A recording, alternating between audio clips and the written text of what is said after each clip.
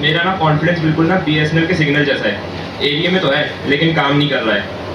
और यार मैं ना एक मिडिल क्लास फैमिली से बिलोंग करता हूँ, और मिडिल क्लास फैमिली में ना बच्चे के पास ज़्यादा ऑप्शंस नहीं होते हैं। तो ना मिडिल क्लास फैमिली में ना बच्चों को ज़्यादा करियर ऑप्शंस भी मिलते हैं। सीधे सीधे 3 करियर ऑप्शन मिलते हैं। पहला होता है इंजीनियर, दूसरा होता है डॉक्टर, और तीसरा होता है गवर्नमेंट जॉब। और उसके बाद अगर इसमें से कुछ भी नहीं हुआ ना तो घर वाले बोलते हैं शर्मा जी के लड़के को देख। मतलब फुल कंपैरिजन हो रहा होता है। तो भाई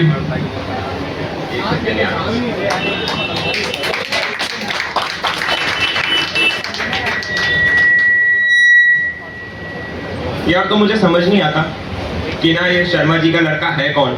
ये बंदा हर फील्ड में कैसे टॉप कर रहा है। मतलब स्कूल में फर्स्ट शर्मा जी का लड़का, क्रिकेट में सेंचुरी शर्मा जी का लड़का, यूपीएससी क्लियर शर्मा जी का लड़का। लगता है शर्मा जी ने लड़का नहीं मल्टीवर्स लॉन्च कर रखा है।